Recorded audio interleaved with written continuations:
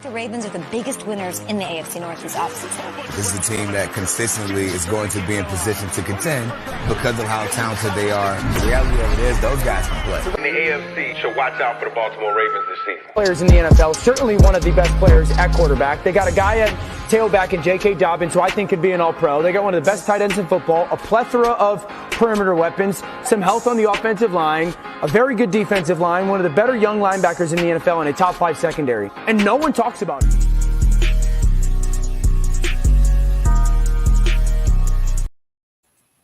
Yo, what it is? Welcome back to another episode of At the Bank, a Baltimore Ravens podcast. As y'all already know, this is about to be a dope episode as always because I'm the dopest guy to go and give you this dope episode, you feel me? And you already know, if you don't know, I would like to go ahead and tell myself happy 36th birthday to myself, man. Woo! 36 years on this earth, man, and I'm so happy to be here. I'm so happy that I can go ahead and live my life to the fullest. Go ahead and give y'all this good Ravens talk, man. Go ahead and give y'all my special guest because, like I said, I got a special guest on here today, and we're going to get here and talk about the ish. What's going on with the Ravens? How we think that the Ravens will survive in this playoff? Will the Ravens make the Super Bowl? Because as we already know, it is the road to Vegas. Because we already know that this year's Super Bowl will be played in Las Vegas. And the Raiders won't be the guys that's hosting their own stadium this year. So, and why not that the Ravens should go out to Vegas and host it for them? Because I really feel like this is our year. This is our Super Bowl year. And I feel like we had the complete team. And if y'all haven't noticed, the Ravens also believe that they have a complete team also because we didn't beat teams that everybody thought that we would not be able to beat. So, you know what I mean? Instead of y'all just keep hearing it from me because I keep trying. I told y'all from day one, from season one, game one, that these Ravens was going to be a tough team to battle. A lot of people snickled, giggled, laughed, and all that good stuff to say, nah, Dad, the Bengals going to win. Nah, Dad, the Steelers going to win. Nah, Dad, the Browns going to win this because they got Deshaun Watson. And y'all keep giving me all these stupid reasons. But at the end of the day, I got the last laugh because the Ravens is most definitely the number one seed. The Ravens got the bye seed. Now everybody who wasn't on the Ravens bandwagon is now on the bandwagon now. And now they all of a sudden they are yelling Flop Nation now because we are the number one seed, because we got the better team, because we got the better coaches, we got the better players, we got the better everything. So why not go ahead and hop on the bandwagon? But in my opinion, this is a Super Bowl year. This has to be a Super Bowl year or a bust because for the simple fact that, number one, we have a lot of players and coaches can potentially be gone at the end of this season. You already know about PQ, him in his contract situation. We already know about Justin Madubuike in the year that he has had. We already know that Clowney's potentially. Van Noy. We see that now Todd Monken is starting to get head coaching calls. We see Mike Macdonald is starting to get head coaching calls. We see Anthony Weaver is starting to get head coaching calls. So it's a possibility that this team might get broken down after this season. So this is why I believe that this is a very, very, very important season this year. And I feel like that this is a Super Bowl bound team, the way it is constructed from top to bottom. You know, but like I said, I'm done doing my little rant, man. So now I'd like to go ahead and welcome my guest, man. He is a former writer for the CBS and Sports Illustrated. He has his own podcast called The Ravens Talk. And I guarantee you, we're about to hear this guy talk because he speaks nothing but facts and honesty when it comes to his opinions, you feel me? So I would like to bring on my special guest, man, my guy, Samuel, man. How you feeling, my man? Feeling good, man. Feeling real good. Nice weekend, nice bye week. So no stress, no film study, just watching these other teams beat themselves up. I'm with you on that one, man. Let's get the people. Who are you? Let's introduce you. You know what I mean? I told them how you was a former writer for the CBS and Sports Illustrated. How you have your own Ravens podcast as well called the Ravens Talk. You know what I mean? So let's tell the people like how did everything come about? Like, how did you go to school for this, or like you just woke up and say, you know what, I'm passionate about my guys, and I feel like that I can put myself on this platform? Yeah, so I actually did not go to school for this. I didn't get a communications degree, no journalism degree. I actually went to school for pre-medicine. I went to the University of Maryland, Eastern Shore, actually. So HBCU in Maryland. A lot of people will be familiar with you from Baltimore. After graduation, I was actually thinking about starting writing novels. And then I was just looking online, searching for things to do to get that started. And I came across a literary agent who also happened to be partnered with Examiner.com, which is kind of like, I would say, a little bit like Bleacher Report back in the day, except it wasn't just focused on sports, but they were looking for a sports writer for their website. So I agreed to do it, some supplemental income to get started post-graduation. And CBS Baltimore was keeping tabs. They really liked my stuff.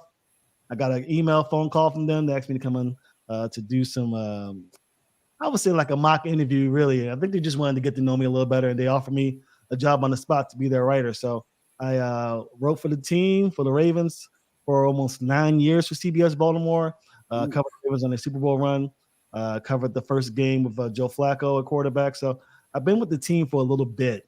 After 2017, I actually decided to go back to do medicine. I went ahead and got my doctorate degree, and afterwards, I got an opportunity to write for Sports Illustrated for my guy Todd Karpovic. I'm not sure if you guys are familiar with him, but he's a writer currently for BaltimoreSports.com.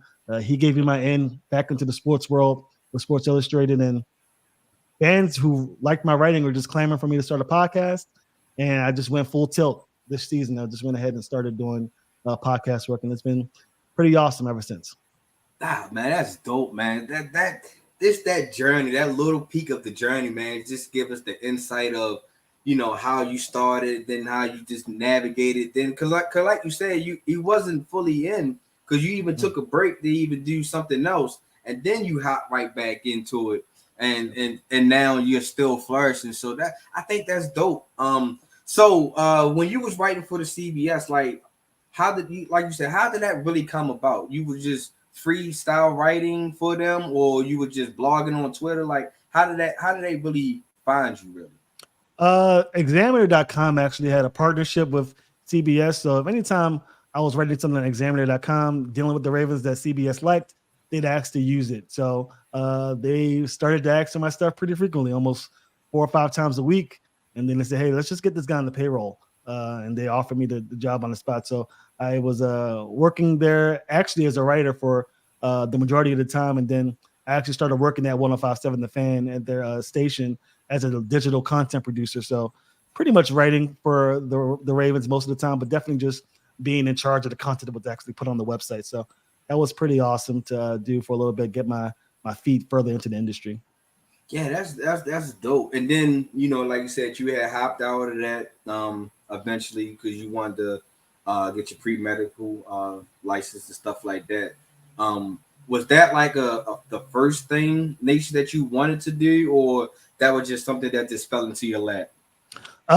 It's something that I wanted to do. I told myself, I actually gave myself about 2 years after the Ravens, I think the 2015 season, I told myself, give myself 2 more years to really get my feet into the sports industry and see what comes about. If I'm not satisfied with what I'm doing, I'll take a step back and pursue other opportunities. And pharmacy was just something that I really, I was accustomed to it because prior to starting Sports Illustrated, I was actually working at Johns Hopkins Hospital. So I have some experience with medicine, and my friends were just saying, hey, just go for a pharmacy and see what happens. And I applied for school, rigorous interview process, and I got in, thankfully. And it was very tough 3 years. Definitely didn't have time to do sports writing of any kind. But once I graduated and the opportunity came about to really do both, kind of segue into one or two things outside of my practice, sports was just the right answer. I still had contacts, I still had people, still had emails coming in from the Baltimore Ravens, even though I no longer work for them. So it was just everything was just coming together to say, hey, just go back to it. And luckily for myself, Sports Illustrated was hiring a Ravens writer, and I jumped on the opportunity. That's dope, man. That's dope. So like you said you had pretty much covered like Joe Flacco when he first came in to the league and stuff like that. One, did you ever meet Joe Flacco in person? Two, if you did you ever interview Joe Flacco? Oh yeah, I was in the practice facility every day, Monday through Friday. So I met all the players. I met Ray Rice, Ray Lewis, Joe Flacco. Interviewed John Harbaugh every day. I've interviewed Brian Billick in the past. So those are guys that I saw on a regular basis, and they had my picture up on the wall. They had a picture of the media up on the wall at the facility, just so that the players know who they're seeing when they walk by them in the locker room and stuff like that. So I was pretty prominent over there. I was there on a regular basis for a little bit of time. I didn't stay as the beat writer, is that the way to call it, when people are there on a daily basis. I wasn't a beat writer for more than 5 years, I think, before I took a back seat and actually was sitting on the desk doing my work. But it was a cool 5 years to get to know those players. Terrell Suggs, a guy that annoying as hell, especially to the media on Fridays. I'm not sure if fans know this, but it's a good time to mention it. On Fridays, the players would get together and dunk on the reporters with footballs pretty much while they're not looking. So just little fun traditions like that that the Ravens had, something that I had to deal with on a regular basis when I was covering the team. That's dope, man. Hey, you know what I mean? I tell T Sizzle, man, you dunk on me, man. You gotta give me an autograph and all that. I might have to take a charge, and you might gotta pay me a little bit. I try to, you gotta keep it professional. You can't ask for autographs and stuff like that. But I definitely did want to dunk on him a couple of times, but that's frowned upon in the media. So I try to just keep man. You gotta start a new trend, man. You gotta start a new trend. You already know I want to do that, but try to be cool. Right. So as you was covering, the Ravens and stuff like that, have you ever get to hang out with any of the Ravens and stuff like that? Just off the scene and really get to know them personally, not just from the sports standpoint. Not when they're playing. You try to keep that professional relationship where you separate the business from personal. So I made it a point not to really talk to the players outside of the game. I think the one person who I definitely like to talk to, just not about football, just just chill, just casual stuff, was Ed Reed. Ed Reed was very welcoming with me when I first started. I was one of the few black reporters. I think I was actually the only one prior to Clifton joining. So the players, I think they felt more comfortable coming to me and stuff like that. So that was cool. But for the most part, I waited till they retired or left the team before I started building relationships with them off the field. Okay. But hey, you get to meeting them, and then Ed Reed being a guy that can kind of welcome you into their space and stuff like that. It's pretty dope. I had met Ed Reed one time at the bank one time. They was having like this little Ravens event where some of the high school football players get to come down there and meet some of the Ravens and stuff like that. I was able to meet Ed Reed one year, and real good guy. You know what I mean? Yep. I wish camera phones was really popular during that time, man, because that'd have been one picture that I most definitely would have framed. I was able to take a picture with Ed Reed and stuff like that, and I always wanted to meet my favorite Raven of all time, is Ray Lewis. Ray Lewis was my ultimate favorite Raven. Simple fact that the way he leads, you know what I mean? He doesn't just lead by talking. He also leads by example. He also wouldn't put you in a predicament that he wouldn't put himself. So I thought that was dope. The way he breaks down films and the way he could break down plays is most definitely dope. And he was one of the main reasons why I started film watching and getting into, like, I can call plays out quick and stuff like that, all because of the way he used to break down plays and stuff like that. So I always wanted to meet Ray Lewis. I still want to meet Ray Lewis to this day. You haven't met him yet? Nah, not yet. Yeah. He was one of those players that are available on Wednesdays. He didn't talk to you on Monday or Tuesday. He didn't talk to you on Thursday and Friday. he definitely understood what the media was, and he used it to his advantage. So he wouldn't be on camera. He wouldn't talk unless he was dressed, had a suit on. If you look at old Ravens media clips and look for Ray Lewis. You'll never see him with the shirt off, T-shirt. He always has a suit on, a tie on. He waits until that moment before he talks to you. If you try and approach him on any other day, he won't be there for you. But on Wednesdays, he makes sure he's there and he's communicating. Everything he says has a purpose. Right. So you know that. And then just speaking with other players in the locker room about Ray Lewis, you understood that he was definitely that leader that led by example. He was a film junkie, and he was very good at picking up tendencies with the opposing offense fairly quickly. So that's one of the reasons that made him so special. They made him last so long, because later on in his career, he lost a few steps, but his ability to decipher offenses for the opposing team definitely helped him stay in the league as long as he did. Yeah, most definitely. From a former Raven to a current Raven, who is your favorite Raven? Man, that's tough. I say probably Ed Reed. Ed Reed's my favorite player just because I love the way he played the game. Back when I was younger. Now that I understand defenses more, I understand that, man, he put his cornerbacks and fellow safeties in a lot of predicaments with his ability to jump routes. I mean, for the most part, he was usually right, but I know in a defense like Mike Macdonald's defense, Ed Reed would struggle. I don't want to say they would struggle, but they want to be as successful, because what makes their defense so successful now is that everybody's where they need to be. But his ability to read defenses is probably up there with Ray Lewis. So I definitely enjoyed him both as a fan of the game and personally because of what he did for me as a reporter. Currently, I really, really, really like Kyle Hamilton. I think Kyle Hamilton has the total package. He's the closest thing that this league has seen to an Ed Reed. His length at 6'4" makes him a matchup nightmare. He covers slot receivers. He blitzes like a linebacker.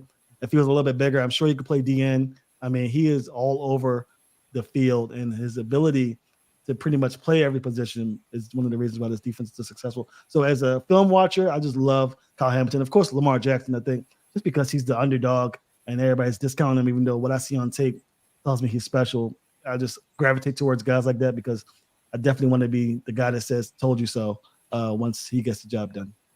Yeah, I'm with you on that one. I already told you my current favorite would be Ray Lewis. Yeah. My past. My current now, it's tough.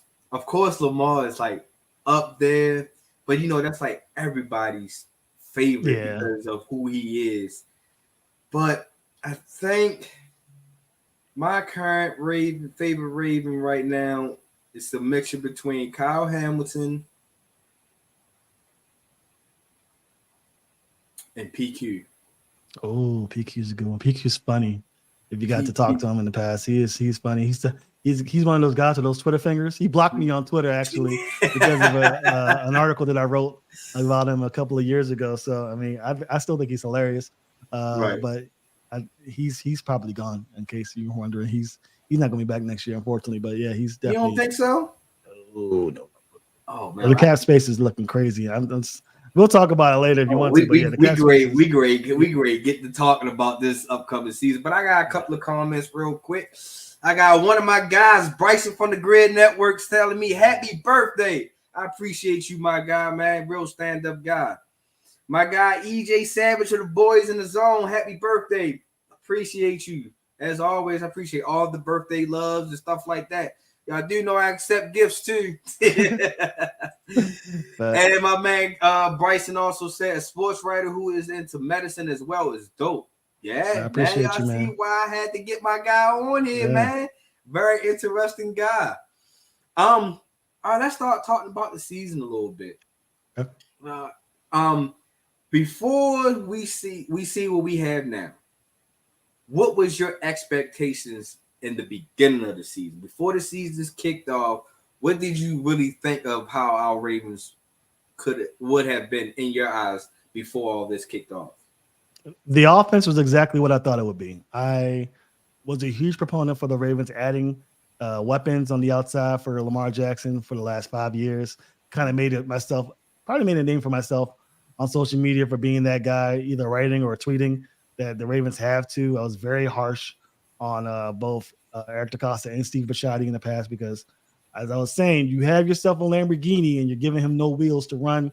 You have the engine with J.K. Dobbins and Mark Andrews, but you have no wheels to get this guy moving. All that talent, and you can't do nothing with it because you don't have the wheels to really accelerate his performance. So I thought that with the addition of OBJ, and I was a huge fan of Zay Flowers at Boston College, to go on with Nelson Aguilar, a guy who I got a chance to meet when he was with the Raiders.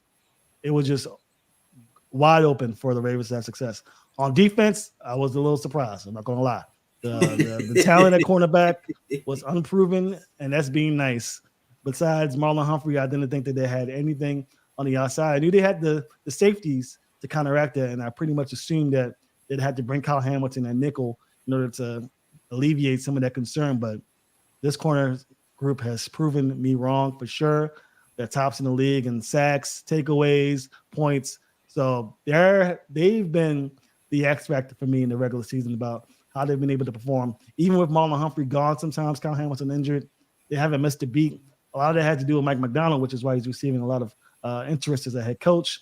But, yeah, going into the season and the preseason, my concerns with the defense. My offense, I knew the offense was going to be spectacular, and they're my Super Bowl pick. I picked the Ravens to win the Super Bowl strictly off the fact that I thought that the Lamar Jackson factor was just too harsh to overcome for any team in the league. Yeah, most definitely. I was almost right on my prediction. I had picked us to lose 5 games this year because one game I particularly thought we was going to lose was that London game. Mm-hmm. Going cross seas and previous times before when we played in London wasn't a good outlook for us. So that was my 5th loss I had gave us, but we had overcame that. Defense wise, they really surprised me because I had a lot of questions as far as the DBs. Like you just said, how Marlon Humphrey was the only guy that was a proven guy, really. I like Marcus Williams, but the thing about Marcus Williams is that his availability at times. It's like his only setback in my eyes. But other than those two, it was like, dang, who's going to be our second corner? Who's going to be our nickel corner? We lost Chuck Clark.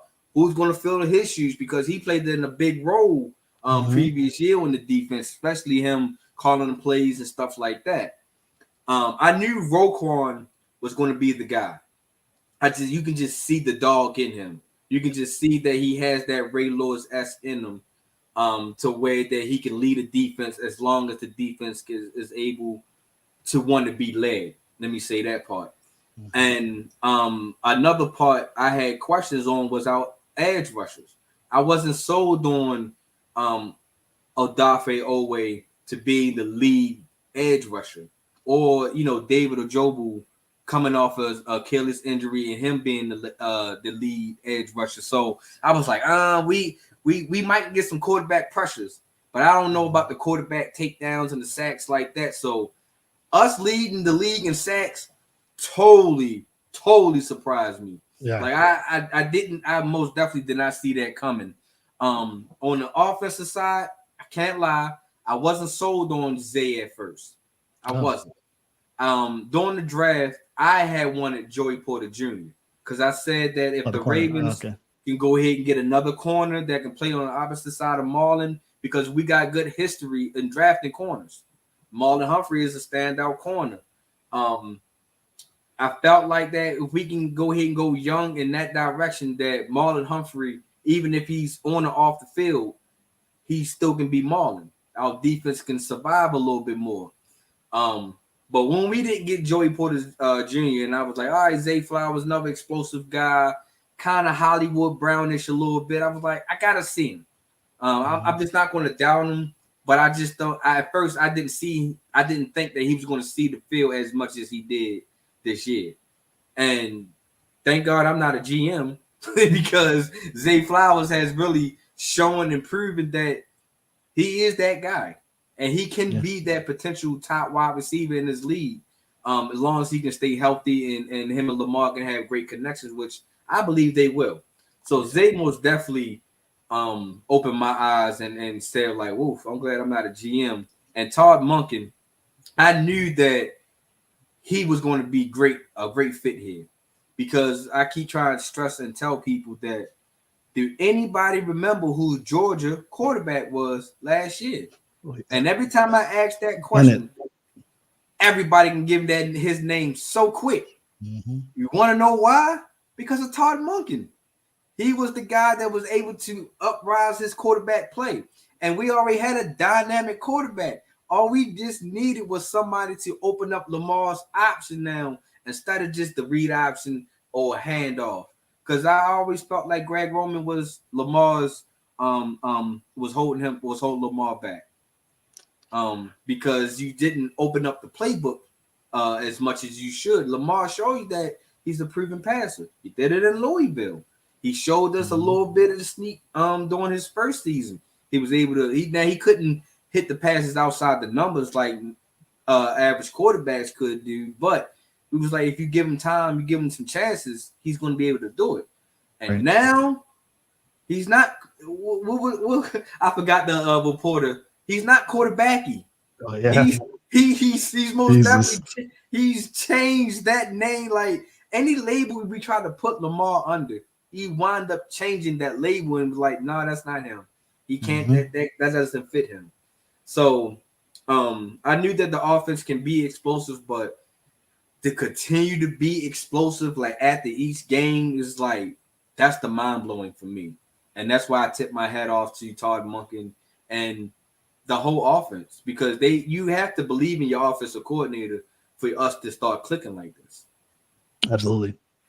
I think that the offense for sure, excuse me, starting out early, I thought that Todd Monken would just change the entirety of the offense, just make it a pass-happy offense. And what he did instead was keep some of Greg Roman's stuff and implement his design to it. And I think that's one of the main reasons why a lot of these organizations are looking to hire him, because he is able. And that was one of the pros of him coming in to the Ravens organization. He will just adapt to the talent around him and the situation.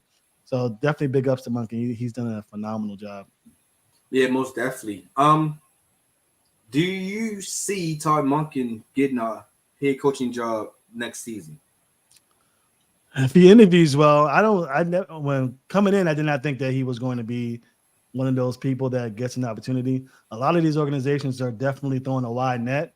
I see with a lot of these guys. I mean, there's position coaches for the Ravens that are being offered opportunities to interview for these head coaching jobs. So we'll see. There's some big fish out there. Jim Harbaugh, Bill Belichick being another one. So I don't know. If I were to guess, I'd say no.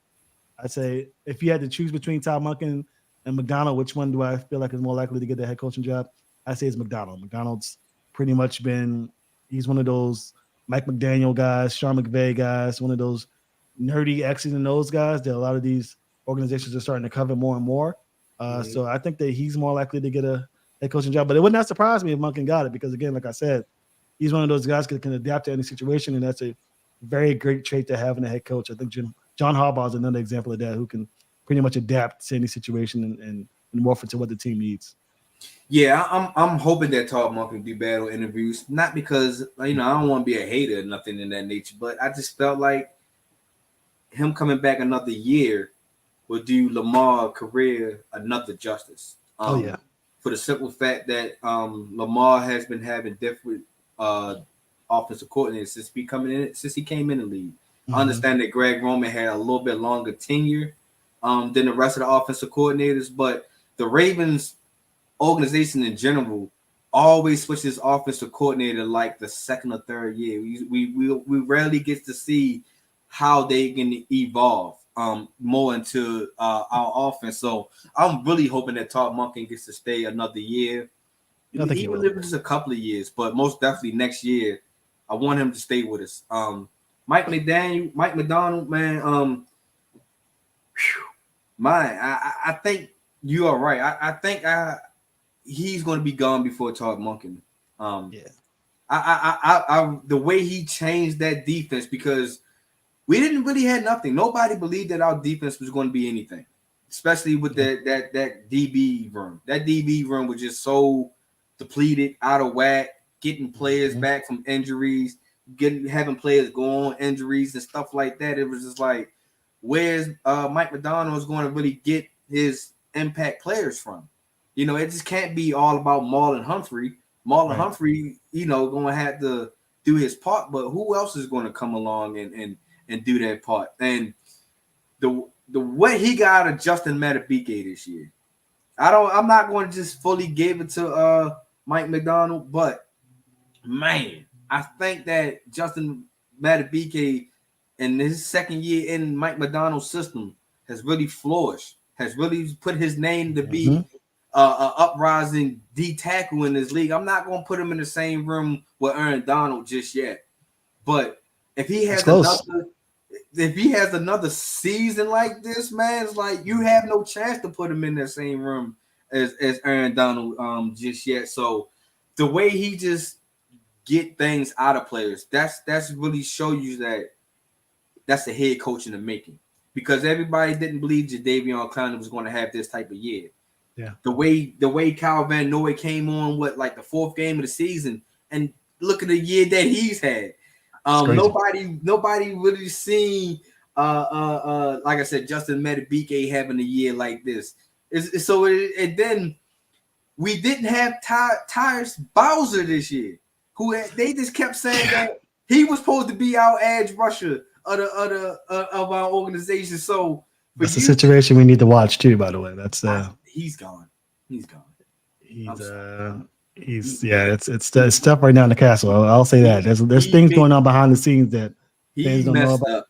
I don't know if it's him or it's the organization, but him not playing this year messed his chances up in my eyes. Yeah, the coaching staff and the medical staff thinks he should be playing, is what I'm hearing.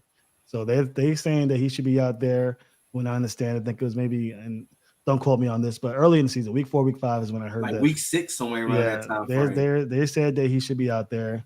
Tyus Bowser doesn't think so. He thinks that his knee isn't reacting well, and he wants some reassurance that if he does go out there, his livelihood is in jeopardy. So he's kind of inkling for a new contract, and of course the Ravens don't want to do that until they see something from him. So that's where they're at right now. So I don't expect Tyus Bowser out this year for sure. And we'll see what happens in the offseason, because that's a situation where I think it's very similar to what happened with Lamar Jackson last year with his ankle injury that kept him out of the postseason. I think it's a little bit of contract related, a little bit of I trust my body, the coaches and medical staff can't tell him to be out there, that type of deal. So, yeah, that Tyus Bowser situation is very, very it's not getting a lot of attention I think it should be getting, because there's some stuff going on behind the scenes for sure. Yeah, because like I said, he was supposed to have been playing since week 6, and I really was looking forward for Tyus Bowser to play this year, because last year he showed me a lot of promise. He showed me that he can. He's not a TJ Watt or Myles Garrett or anything of that nature, but he can put his name on notice. And when he didn't start the season, I was like, all right, give him about week 5, week 6, he should come back. And then starts in the rumors, oh yes, he's coming back and this is his time and stuff like that. But when he didn't show up, I was like, it's not good for him. You know, this was your chance, because the way the defense is playing, and that was around about week 6 is where our defense started putting the league on notice of like, hold on, this Raven defense is starting to be, as I like to say, fast and physical.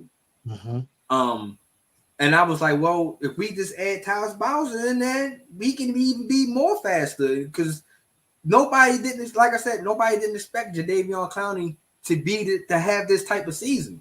Okay. And he potentially might have added another year with us the way he played this year. So, you know, you don't have to put big money into Jadeveon Clowney. You can almost give him the same type of contract that he got this year. Just add some of Senators in there with him, and I think he'll be happy.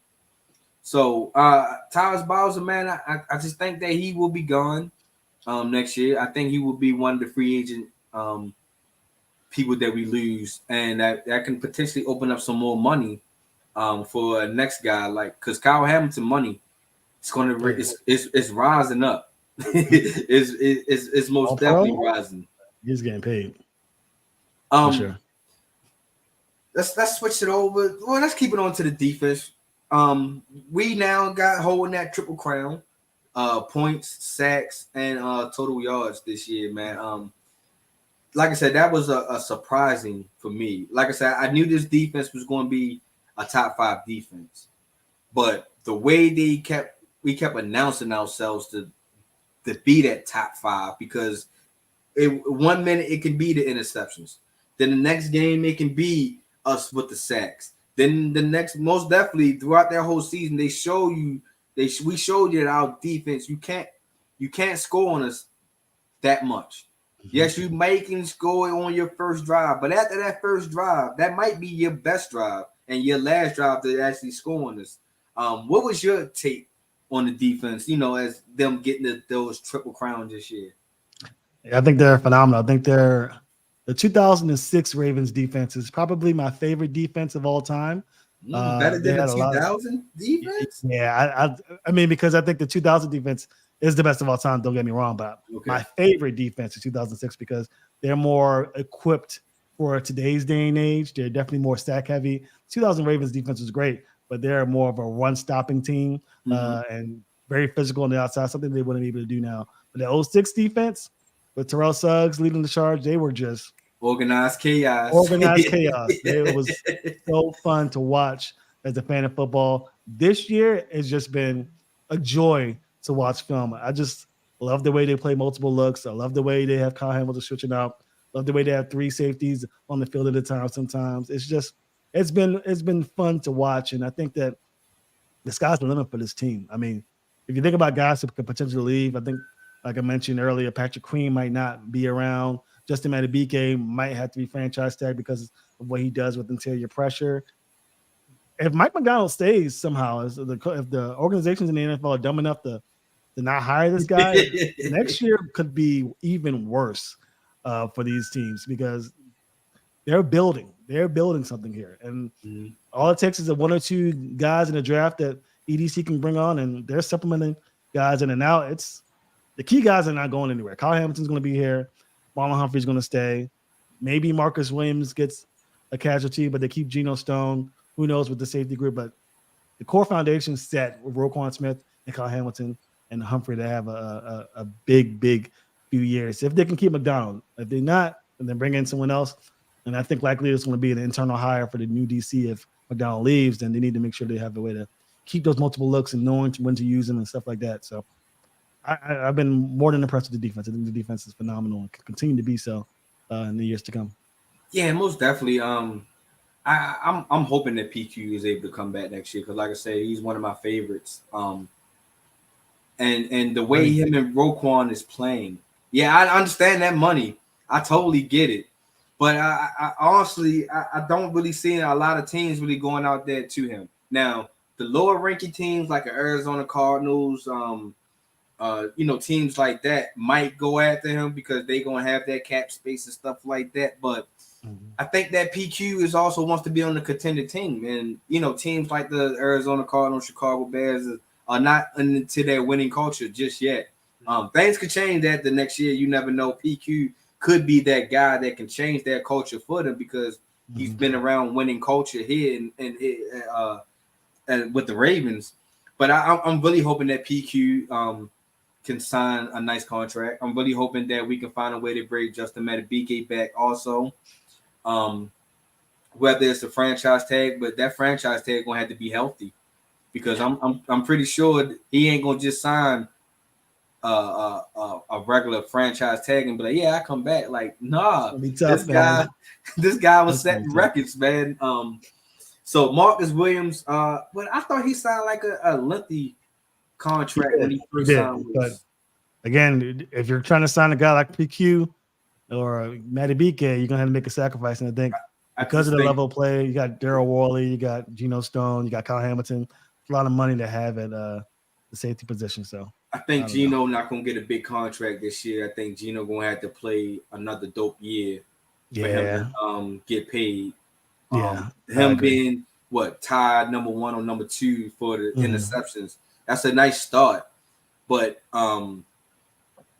for him to be a starter with us, I think he's gonna have to fight Kyle Hamilton. Even though Kyle Hamilton can switch everywhere, he can play in every position, but if you would had to pick, I'm pretty sure the Ravens would pick Kyle Hamilton over Geno, to be a starter. Sure. Marcus Williams, I think that you had to restructure that contract. Other than your first year when you came out and grabbed those 5 interceptions, your availability hasn't been there as much. Starting to see that he is a liability with injuries. Good safety. You know what I mean? I see why the Ravens paid him that year when he came, but now as I'm looking at it and his ability, his availability, you had to restructure that contract for Marcus Williams. And I think that if he's willing to do that, that will most definitely help us out to maybe potentially giving either Justin Madubuike a healthier franchise tag or throw some money at PQ, because I just think that Roquan and PQ combination, man, you just don't want to break that up just yet. You just don't want to. And he loves Roquan. That's one thing that's working in the Ravens' favor. The contract negotiation starts. He loves Roquan there. They have a little bromance going on, so they can use that to their advantage, maybe get a healthy deal. Like you mentioned, there's going to be teams like the Cardinals and these lower tier teams that are going to likely have the cap space to go after him. So they can do something friendly, but lucrative for PQ, and that saves them cap space by also rewarding him for his play. Then I think he might stay. Lamar MVP, yes or no? Oh yeah, for sure. I mean, this is the 1 year. If you asked me this last year with those stats, I'd say no. This is the year where defensive, especially pass defenses, have been playing very well.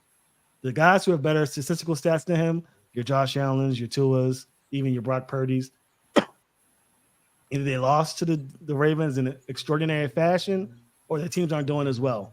So this is the year where Lamar's lucky. One, he's performing very well in primetime games. So the 49ers game comes to mind. Even though the Dolphins were on primetime, they were the number 1 team people were watching. He's performed very well in those games. And the Ravens are the number 1 seed in the AFC after trouncing the number 1 team in the NFC. So it's more narrative than anything else. This is just 1 year where, if not him, then who? Are you going to give it to Josh Allen, who's thrown almost 20 interceptions? Are you going to give it to Brock Purdy, who people have had questions about being a system guy, who got absolutely exposed against the Ravens? Tua's the guy who just lost the AFC East championship, basically, due to his inability to rally around his team. So if it's not Lamar, then I am okay with Christian McCaffrey, a guy who's pretty much done very well, probably the most consistent, dominant player in the NFL this year. So if it's not going to be a quarterback, then give it to Christian McCaffrey. But if it's a QB, 100% Lamar Jackson, no doubt. It's 100% Lamar, hands down. Yeah. He already changed the narrative of everybody. Nobody really believed that Lamar was going to be able to do this. Nobody believed that when Lamar said, I want to throw for 5,000 yards, everybody, come on, guys. Exactly. You just got to be lucky for you to get to 3,000. And he did it. And it wasn't no by luck. Like, he got the 3,000 strong with ease.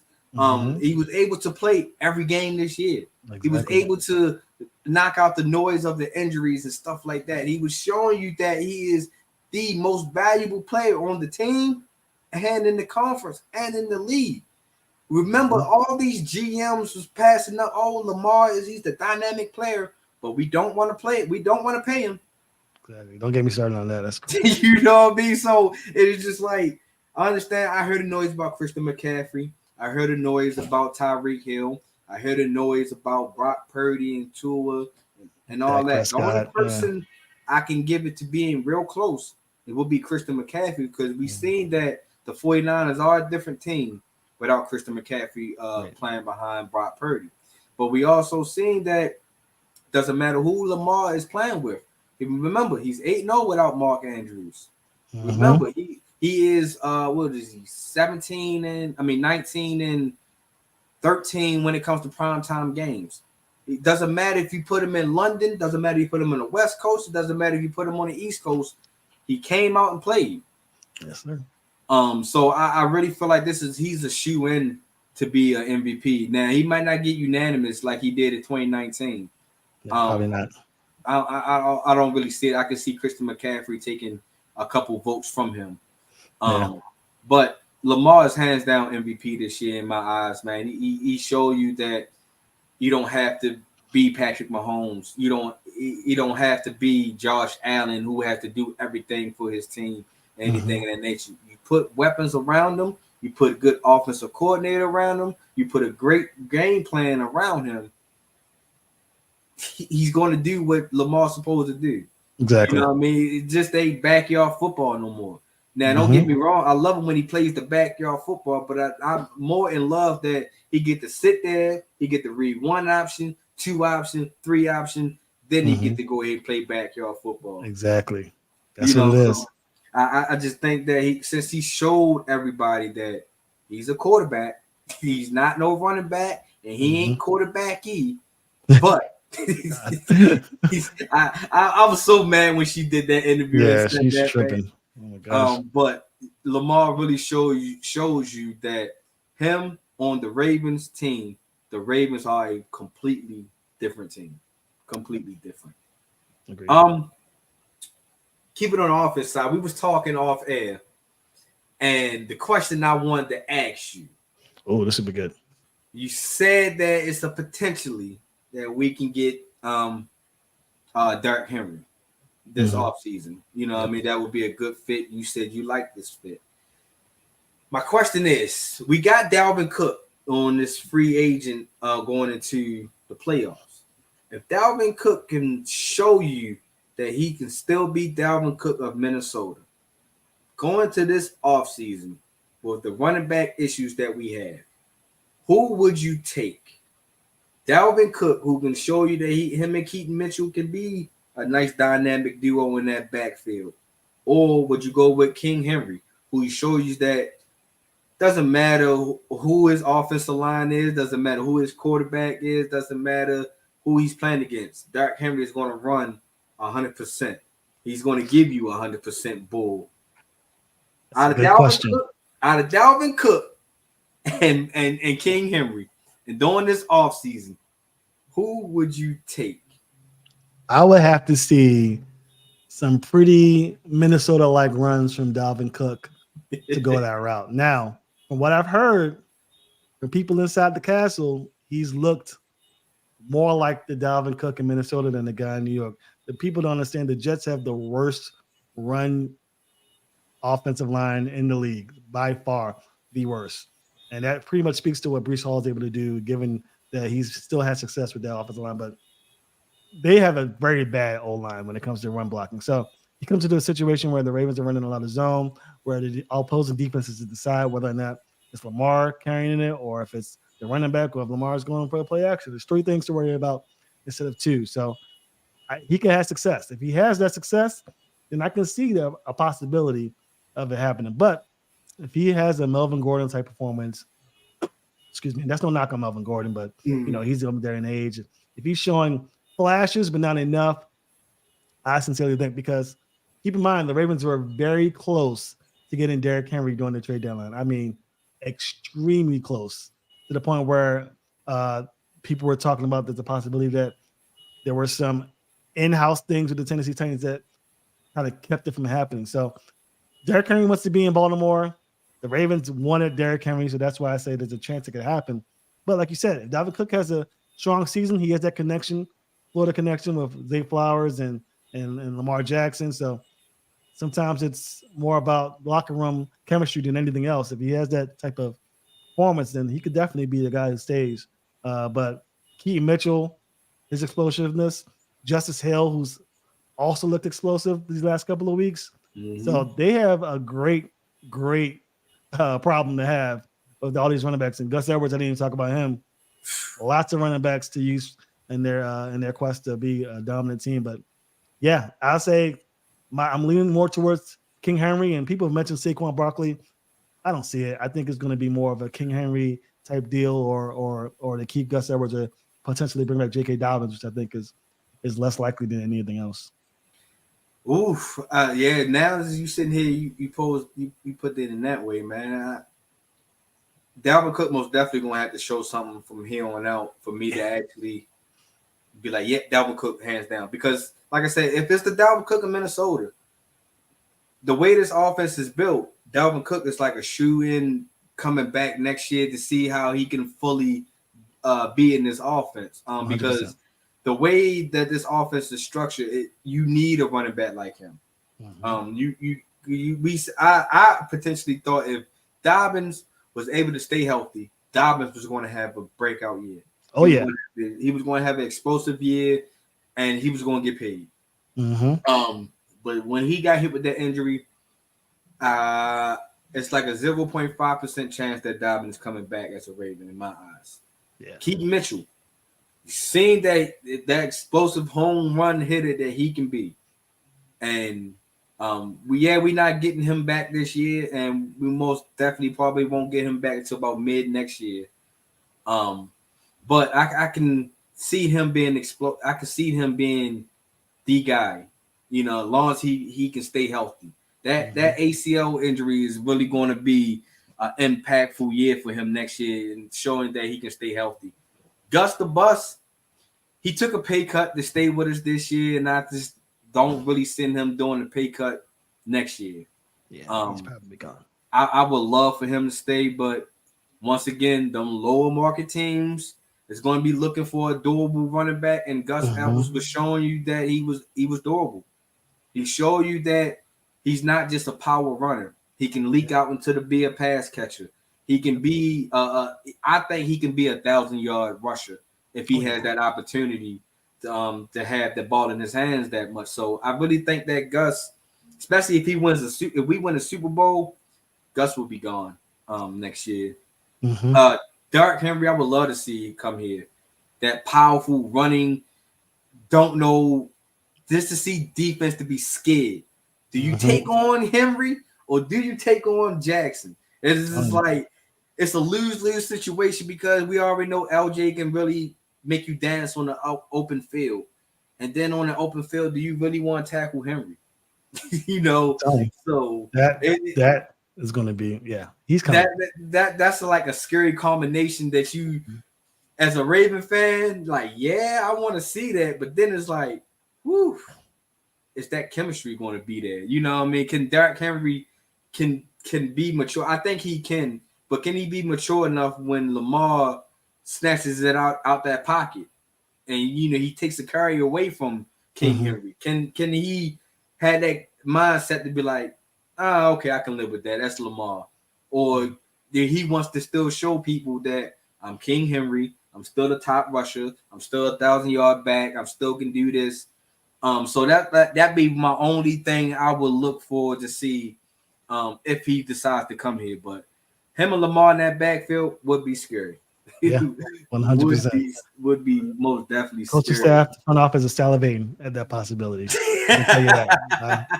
I promise you, they're ready. They are ready. Oh man, in the divisional round, we're gonna be watching some of these games like the Houston Texans and the Browns, the KC and the Miami Dolphins. Who do you think that the Ravens? I believe we match up well with anybody, but us, we know that as true Ravens fans, that the divisional round is like a curse for us. Because the last couple of years that we get to the divisional rounds hasn't been our friend. Always had to get that early exit. Who would you like to see in a divisional round to give us the best chance to go to the AFC Championship? There's two teams that I think will give them an easy time. One, many may not agree with. One, for sure, they agree with. I think the Texans are probably the team that gives the Ravens the best chance to win. Their defense isn't matching up well with the Ravens' offense at all. CJ Stroud's a rookie quarterback who I respect a lot. I think he's going to be a phenomenal QB in the years to come. He's the future. But he needs to get his feet wet to understand these multiple looks and what these defensive coordinators are trying to do. So that may take a year or two for him to really jump off. But pure arm talent and ability to lead his men, I think CJ Stroud is phenomenal. But the team roster isn't structured in a way to really give Baltimore fit. So I expect them to be the team that the Ravens may have the easiest time with. And my second team is the Pittsburgh Steelers. The Steelers are not good. They don't match up well with the Ravens at all. if you look back to the first game, the Ravens only lost that game because of those drops. The Ravens had 3 or 4 potential touchdowns that weren't to be because of drops. So, and then the second game, the Ravens were playing with practice squad guys, and that's the thing they say. But really, second and third stringers with the sprinkle in a couple of starters, and they still only won by 7 points. So roster wise, the Steelers are by far the worst team in the playoffs, and without TJ Watt, it just makes it worse. And Mason Rudolph is definitely the worst quarterback out of all of them. But I put an asterisk by that because it is a divisional opponent. The Steelers do know the Ravens very well. They will do things that other teams aren't able to do to slow down Lamar Jackson and stuff like that. But again, because of the roster and because of the X's and O's factor, I think the Steelers are the second team that, of course, Ravens will want to see, I believe, if I'm being honest. But when it comes down to it, I think it's probably going to come down to either the Browns or the Dolphins that get it, just based off the way the seating's looking like. So I would not want to play the Dolphins again. I say that because I think the Dolphins are definitely explosive. Even though matchup-wise, the Ravens match up well, they have that ability to score at any given play, and that is very dangerous and something you don't want to see at home in the divisional round when, you've had all these cursed-like seasons in the divisional round in the past. I think that the Dolphins would be the one team that I would not to play. But the Texans are definitely the team I think that the Ravens will have the easier time with coming up. I can most definitely agree with you with the Texans because what we did to them in week 1, even though I know that was so long ago, but I feel like that the Texans, they only getting here because they are my surprise team of the AFC this year. I really thought that I knew the Texans would be okay, but I didn't think they was going to win the division, even though Jacksonville handed it to them. And I just think that Houston is just too young at this point in time. So I really think that Houston will give us a easier way to get to the AFC Championship. I can see the Steelers a little bit. I was having this conversation with my Steeler homeboy earlier, and he wants the third matchup of us. He feels like that the Steelers has the best chance and everything. And I was just the points that you was giving it out to. I was like, well, we got to remember that first game.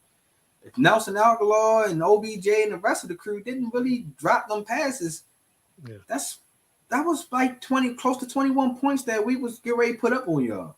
And if Marlon Humphrey didn't play press coverage on Pickens, and if we had safety help over there on Marlon because that was his first game back from his injury, exactly. I just don't think that Pickens would have got that pass like that. Don't get me wrong, Pickens is a monster. He's the unique talent, but I don't think with safety help and a different corner and a corner that didn't press up on him, he wouldn't have got that. And then, like you just said, that second game was almost technically ours. Yeah, which is crazy considering who they had on the field. And then once again, the Steelers are a team that can put up all these total yards. But once again, they can't match points. They can't put up points. So if y'all can just barely put up 17 points on our second, third string practice squad, guys, what makes you think that you're going to handle our team at full strength? And with Mark Andrews.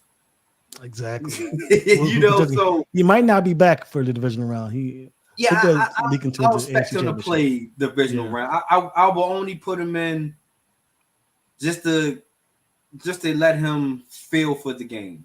I'll put him in, target him at least 4 times, then you out. You know what I mean? Isaiah Likely has already shown us that he can fill in. He can be that guy. Isaiah Likely is an unsung hero that people just don't understand why he is. Because Isaiah Likely, on some of these downfield passes, back in the day, crackbacks, oh my gosh, Isaiah Likely would have killed some of these players. For him to be mentally aware of him not cracking back a lot of people, he just be standing there setting picks for people to get around. So I was like, oh, that's more IQ. You don't want to get the flag. You don't want to get no fine or anything in that day. So you got good IQ. You got good hands. You're a big guy. Nobody really takes Isaiah Likely down on the first tackle. Nope. So you show me you got good hands and you got the ability to break tackles. Isaiah Likely to me was unsung hero on this offense, man. The spotlight wasn't too big for him. The shoes wasn't too big for him either for him filling into Mark Andrews. So they didn't miss the beat at all. Didn't at all. So I most definitely can see the Texans being an easy way, and I can see I don't want the third matchup of the Steelers because, like I said, I hate the Steelers. I don't want to see them on my TV screen as much. You're not going to see them. They're going to lose to the Bills for sure. I think so too. I think so too. The scariest team, I'm going to have to go take a different route than the Dolphins. Okay. Don't get me wrong. I think the Dolphins do scare me a little bit, just a little bit. They are a team that can put up 70 points. They showed it already. Yeah. They are an explosive team. Their quarterback is not a bad quarterback. I believe he's just above average. Mm-hmm. Tyreek Hill, and then if Jalen Waddle is available, that's two dynamic wide receivers. Exactly. They're running. It's like the only thing they are depleted in is on the defensive side. They don't have Bradley Chubb and Van Winkle probably not gonna be able to fill in every spot. Mm-hmm. But my scariest team will be the Cleveland Browns. That aggressive defense. I know I made jokes offline. I said they was that all bark no bite and stuff like that. But for some strange reason, they find ways to stay in with teams. It'd be good teams, whether it's the Kansas City Chiefs, whether it's the Dallas Cowboys or the San Francisco 49ers. The Browns was able to either win or stay in those games. Yeah. And the way Joe Flacco is looking, we all know how playoff Joe, because we had playoff Joe. Playoff Joe can go on the rip. Yeah. And Cleveland offense is not slouched, even though they don't have Nick Chubb. But they still got Hunt. They still got Joke. They still got Amari Cooper, who I still can be a number one wide receiver in the game. Oh yeah, he's a dog. They have players in different positions in different groups where I feel like the Browns can be a sneaky team and beat their way out of the wild card number one, and can give us a little bit of chance because they are a division opponent. This will be the third time for us seeing them also. So I really feel like the Browns can be a scary team for us to play in that divisional round. Yeah, I think the only problem I have with the Browns is one, Joe Flacco throws about 4 or 5 throwable interceptions a game. The first meeting, the Ravens pretty much dominated them, but there's an asterisk because they did have their DTR in. The second game, the Ravens had that game won. The only reason why the Ravens really had problems is because they blocked that field goal kick that really put them in a good field position to score. Yeah. Deshaun Watson went 14 for 14. He did what guys like Lamar Jackson and Kyler Murray do, which is extend plays with his legs. So if the defense fits, that's something that Joe Flacco can't do. What Joe Flacco can do is make you pay if you let the run game get going. He's one of the better play action quarterbacks in the league. So definitely. And in that matchup, if it does come to pass, as long as the Ravens do a good job of slowing down Ford and the rest of those running backs and really keying in on what Joe Flacco does when he throws the ball, because he's going to take his shots. He's a slinger. Then I think the Ravens might have a good chance to win. But to your point, it is a divisional opponent. It's not going to be the first time they see this team. It'll be the third time. In fact, to be honest, out of all the teams that they're ready to face in the divisional round, they've played at least once already. So there is that common factor. But the Browns and the Steelers, the two teams that let's see them multiple times in any given season. So I could see why you say the Browns, and I think the Browns would probably be a scary matchup. But something about that Dolphins team, I don't want Ravens fans to think that the Dolphins, just because they got spanked a couple of weeks ago, that ain't going to that Dolphins team, that's not going to happen again. It's not going to happen twice. It's not going to happen twice. Tyreek Hill ain't going to drop a touchdown pass again. Exactly. So just be watching out for that. But to your point, I think logistically and seriously, the Browns are probably the Ravens' toughest ask because, one, they're the only team that really gave them problems this season other than don't know who the Colts maybe, or not Colts really didn't win anything. And again, I don't really count the Steelers at all because I don't count the Steelers at all. So yeah, the Browns. I think to your point, I think you're right. If you put a gun in my head, I say Browns for sure. Probably the toughest matchup. Before I let you go, Sam, is this the year that we get it done all the way? I think this is the year. Are we going to be in Vegas? I think for sure they're going to be in Vegas 100%. I think it would take a catastrophic meltdown internally from the team. Matchup-wise, there is no team in the AFC that can give them problems. The Bills have Josh Allen, and Josh Allen can take over a game by himself because of his size. But just like Joe Flacco, he's a guy that throws the ball carelessly a lot, and you cannot do that against the Ravens defense. So if Josh Allen has a clean game against the Ravens and possibly makes a game of it, maybe. But again, it starts and ends with Lamar Jackson. He's an X factor. Defenses, if you're watching in the last 3 or 4 weeks, are very confused. They're really trying to find a way to slow down Lamar. I think the past couple of weeks, the name of the game has been contained. So these pass rushers aren't really attacking the line of scrimmage like they usually do, which is why Ronnie Stanley's having an okay game recently as of late against these edge rushers. But you're going to have to find a way. The Browns are a team, and the Steelers, those two teams are two teams that they don't play contained. They attack Lamar and let whatever happens. But I think that in the playoffs, because of what could happen and you can one and done, they're going to try and take the contain approach. They're going to try and say, hey, we're going to let you do what you do with your arm and let the chips fall the way they may. And they put up 50 points on teams because of that. So I just think that Lamar Jackson has what it takes to make it to the dance. Cowboys are a team that, if they make it to the Super Bowl, could be a just fun great action. Who is your NFC? Who is your NFC team I think that you think that the Ravens will play in the Super Bowl? If the Cowboys do what they have to do, they have a shot. I still like what I see from the 49ers just because of their scheme-wise, but the 49ers don't want to see the Ravens again. That Ravens game in Christmas night could have been a lot worse. Brock Purdy looked confused out there. His ability to read post-snap is one of the worst out of the guys left. I think Tua is one of those guys who's really good at post-snap reads. They play a lot of high-low, so the guy cutting in on the end isn't open, and the guy running the post is. And so they do a lot of that. So it's very easy to read, and he's able to really decipher what the defense is trying to do post-snap. But Brock Purdy's not that guy. He's not that guy. So if they make it to the dance, they better run the ball with Christian McCaffrey and only run the ball because Purdy's a liability out there against his defense. So you like the Ravens and the Cowboys? I think the Ravens and Cowboys would be the funner matchup, but if I had to predict, I think it's going to be Ravens 49ers. I think it's going to be chalk. I think the one seed for the AFC, one seed for the NFC. But I think the Cowboys made it be a lot more fun because the 49ers aren't ready. They're not ready for the Ravens. For me, I think the Ravens will be in Vegas this year. I really just don't really see a lot of teams matching up. The only way I see teams really beating us is if that offense goes stale, goes into a quicksand mode. That will be the only way I can really just see us letting teams get that momentum. Because I think our defense is fast, physical, and strong enough to hold opponents. We held opponents for under 17 points all year.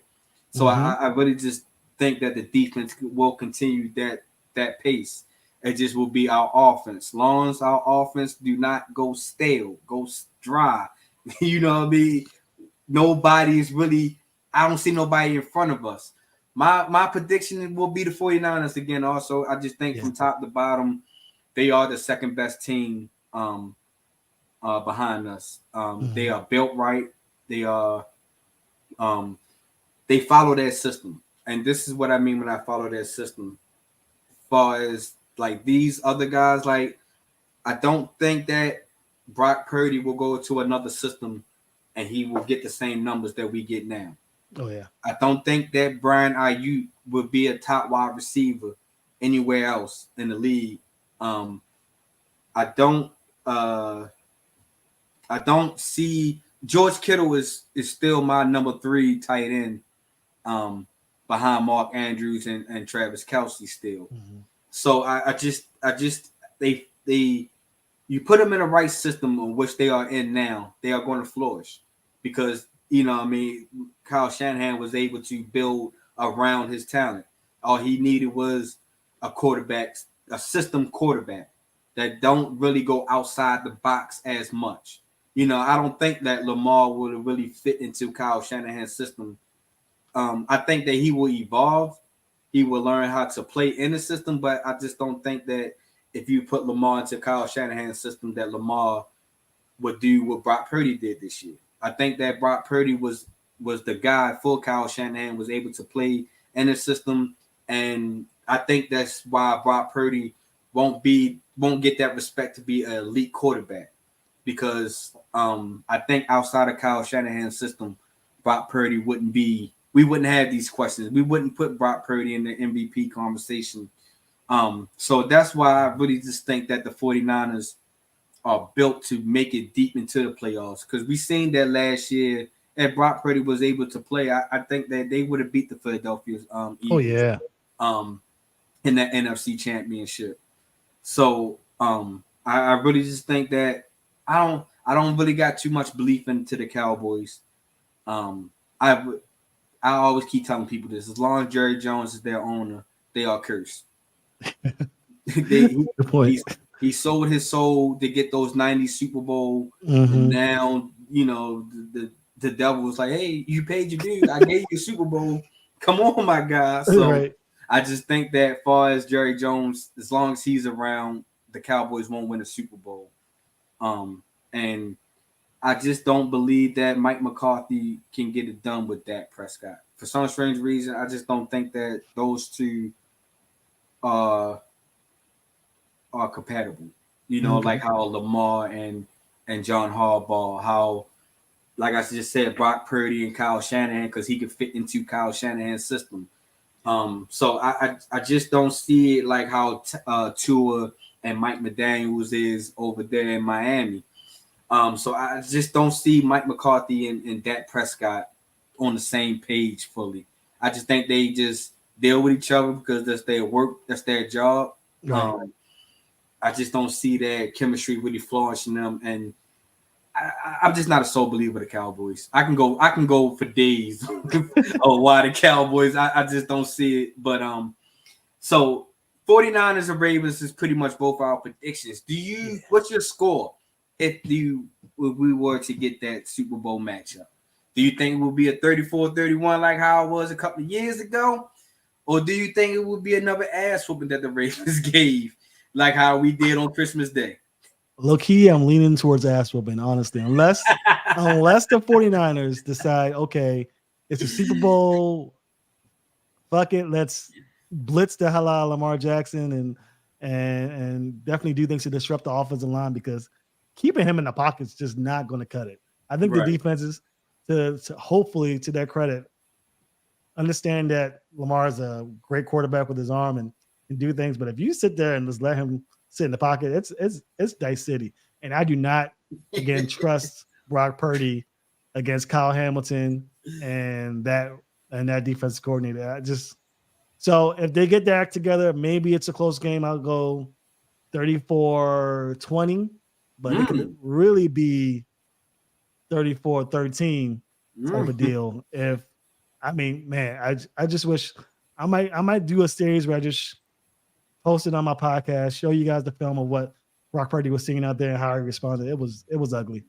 It was way worse than what y'all saw on TV. Yeah. So I don't know. I think maybe. Yeah. I don't know. I'm going Ravens strong for sure in that matchup again. If the Ravens most definitely the Ravens get all the way to Vegas, nobody stops us. I don't care who they put in front of us. It's gonna be an ass whooping city. Yes, sir. I really just think that this is our year. I just think that we are built for this year. I think that from everything, from the GM to the coaching staff to the players, I think we have it. I think this is the year that we really got to. It's all or nothing.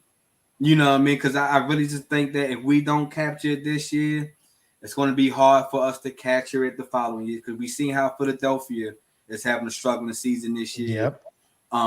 After they was runner-ups from last year's Super Bowl. So I just think that, and also how the Bills are now, they was the AFC favorites, Super Bowl favorites, and then each year they don't make it. They just become just a regular playoff team. And Exactly. I don't want us to fall into that trap, man. Yeah. Sam, man, I appreciate you joining on, man. I swear, like I said, I'm a huge fan of yours. Keep doing what you're doing, man, and let the world know how we can find you so they can know. Well, you can find me on Twitter at Ravens Talk Pod. Also on Instagram, where most people follow me on Ravens Talk Podcast. You also find me on YouTube at Ravens Talk Podcast, where you find my stuff daily. And yeah, that's pretty much it, man. But yeah, I appreciate you for having me on, and keep doing your thing. We talked offline about your grind, so I appreciate you and what you do. And feel free to reach out anytime if you need me. Anytime, man. I appreciate you, man. Yeah. And ladies and gentlemen, sports writer or former sports writer, and now have his own Ravens Talk podcast, my guy Samuel, man. I appreciate you, man. Appreciate you joining me on my birthday day, man. Yeah, happy birthday, man, bro. Big trust. Appreciate you. Sir. There we have it, ladies and gentlemen. I told you I was going to give y'all a dope episode on my birthday, you feel me, man? My man Samuel was out here giving out that dope knowledge, you feel me? And like I said, as my guy Bryson has alluded to, man, a sports writer who's also into medicine, man. So we already know that this guy is most definitely intelligent, and I wish him nothing but the best for here on out, man. But as always, man, I appreciate everybody for joining in on my special birthday episode, man. That's why I wanted to do this episode today, man, because like I said, not only me just getting gifts, I want to be the guy that gives out gifts on his birthday too, you feel me? So I appreciate everybody for tuning in, man. And if you have not already, please make sure you go follow the Grid Network, because we have dope content creators on this network, you feel me, man? And we got so many different shows, man. Just to make sure y'all go out and check out my guy Bryson, Carving It Up with Bryson. On Monday, Wednesdays, and Fridays, make sure y'all go check my guy out. Make sure y'all go check out All Even Podcast. Make sure y'all go check out Raiders Roundup. Make sure y'all go check out, if you into MMA, check out what's my guy's name? Oh man, I'm so sorry, Eric. Yo, I can't remember y'all podcast name, man. But if you MMA, man, please go check out my guys, and make sure y'all go check out MTMO, My Thoughts, My Opinion Sports Podcast. Episode will drop this Monday. I got an episode that y'all guys really gotta tune to, you feel me? So make sure y'all tune in on Monday. And if you like the sports apparel that we have, man, make sure y'all go out and support the Grid Network, man. Go into my link. My link bio and all that good stuff, man. Make sure y'all shop, man. We got hats, shirts, hoodies. Doesn't matter what you want, yo. If you wanted to be a big supporter, yo, go out there and support us. You feel me, man? And I got a couple of comments before I let y'all go. My guy Raw from Uncensored Network saying, "Sup, my guy? Happy G-Day. I appreciate you." My guy Alexander said, "Good show. Happy birthday. Don't sleep on the Cowboys Nation." All right, I'm going to go ahead and take a nap on them real quick. But no, I appreciate y'all, man. And as always, man, big trust. Because why trust anything else? You feel me? I catch y'all. About to go celebrate my birthday. I'm out.